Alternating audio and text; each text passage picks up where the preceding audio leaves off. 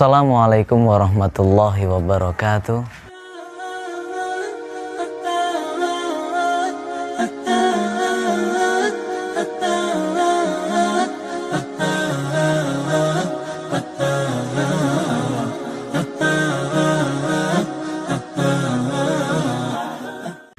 Bismillahirrahmanirrahim. Alhamdulillahirabbil alamin. Alhamdulillahilladzi hadana li hadza wa ma kunna linahtadiya laula an hadanallah. Laqad ja'at rusulu rabbina bil haqqi wa nudu an tilkumul jannatu uristumuha bima kuntum ta'malun. Asyhadu an la ilaha illallah wa asyhadu anna Muhammadan abduhu wa rasuluh sallallahu alaihi wasallam wa ala alihi wa ashabihi amma ba'd. Alhamdulillah, pada saat hari ini Allah masih memberikan kita banyak sekali kenikmatan, termasuk saat ini kita bisa menjumpai bulan suci Ramadan, bulan yang di situ penuh rahmat, bulan yang penuh dengan ampunan, dan masih banyak yang lainnya.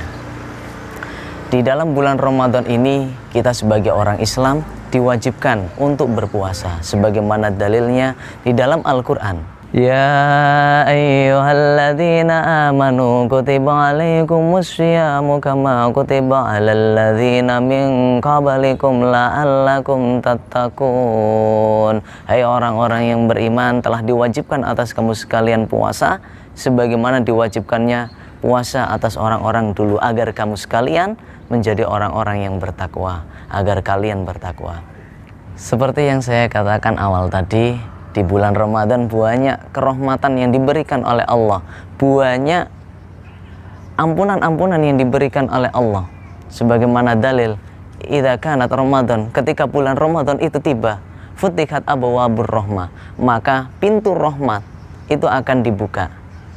Jadi Allah memberikan rahmatnya. Wa ghulliqat abwabu jahannam, dan pintu neraka jahanam itu dikunci. Wasul silat asyayatin, dan setan dikunci, dirantai. Jadi setan dirantai pergerakannya, atau ya bahkan setan itu ya diikat. Nah, usaha di bulan Ramadan ini karena banyak rahmat, ampunan-ampunan juga diberikan oleh Allah kepada hambanya, usaha kita memperbanyak amalan-amalan yang baik. Bahkan di hadis yang lain juga diterangkan, ya bagiyal khair. Jadi malaikat memanggil-manggil, ya bagiyal khair aqbil, wa ya bagiyas syarr aqsir.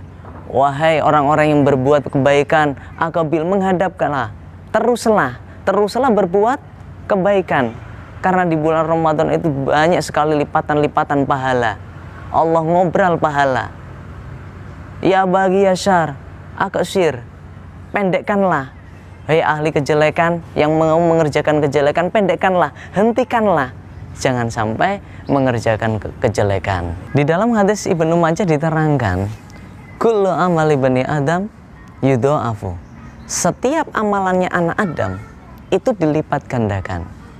Al hasanatu bi asri amsaliha ila sab'i mi'ati di'afin ila masya Allah. Jadi satu kebaikan itu dilipat gandakan 10 kebaikan sampai 700 kebaikan ila masya Allah, bahkan sampai ya terserah Allah. Nah, dalam puasa ini itu enggak hanya 10, enggak hanya 700, bahkan ila masya Allah. Yaqulullah illa shaum, Allah berfirman kecuali puasa. Fa innahu li wa ana ajzi bihi, sesungguhnya puasa itu bagiku dan aku sendiri yang akan membalasnya. Maka enggak hanya 10, enggak hanya 700, tapi berlipat-lipat. Kalau orang dulu mengatakan tikel matikel, jadi berlipat-lipat. Nah, dalam puasa ini ibaratnya itu Allah memberi surprise kepada kita. Ketika diberikan surprise oleh seseorang, pasti seneng kan? Apalagi ini yang memberi itu Allah, yang membalas itu langsung Allah.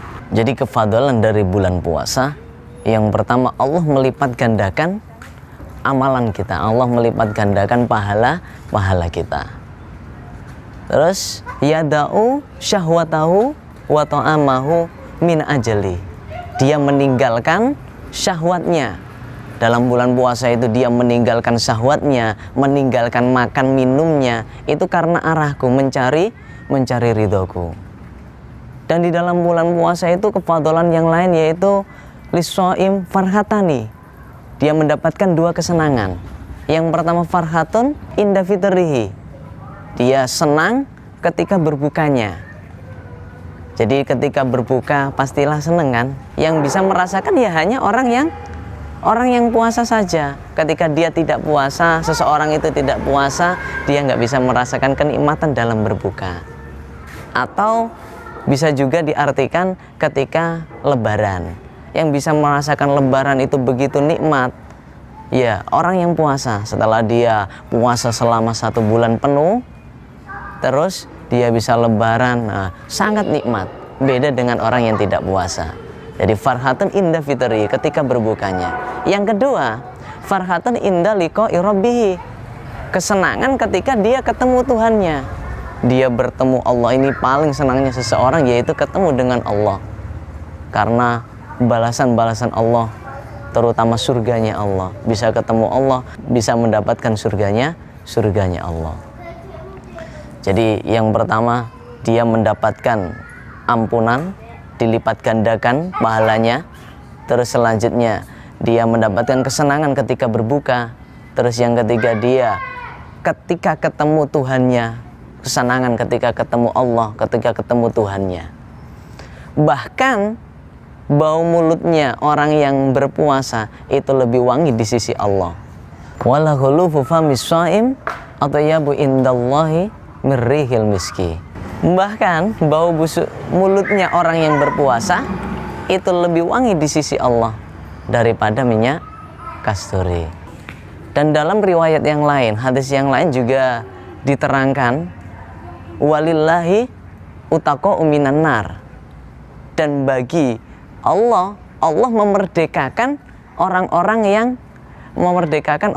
itu dari neraka. Dan di hadis Bukhari juga dijelaskan, wa man kana min ahli siyam du'iya min babir rayyan. Jadi barang siapa yang dia ahli puasa, selain puasa wajib dia tertibkan, bisa tetapi terus dia juga ahli puasa, maka dia di akhirat nanti akan dipanggil dari pintu rayyan, pintunya orang-orang yang ahli puasa.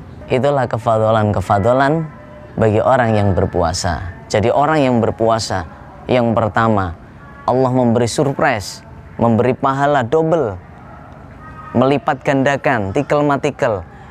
Yang kedua, dia senang ketika berbukanya. Jadi ketika dia berbuka senang, atau lebaran dia senang. Yang ketiga, ketemu Allah, senang ketika bertemu Allah di akhirat nanti. Terus selanjutnya yang keempat kefadalannya orang yang berpuasa yaitu bahkan bau mulutnya orang yang berpuasa itu lebih wangi di sisi Allah daripada minyak kasturi. Dan yang kelima, walillahi utaqa'u minan nar. Dan yang kelima, Allah memerdekakan orang-orang dari neraka. Jadi orang-orang banyak yang dimerdekakan oleh Allah dari neraka. Dan yang keenam, dia dipanggil dari pintu rayyan. Cukup sekian apa yang bisa saya terangkan hari ini. Moga-moga Allah paling manfaat dan barokah. Akhiru qauli hadza. Wassalamualaikum warahmatullahi wabarakatuh.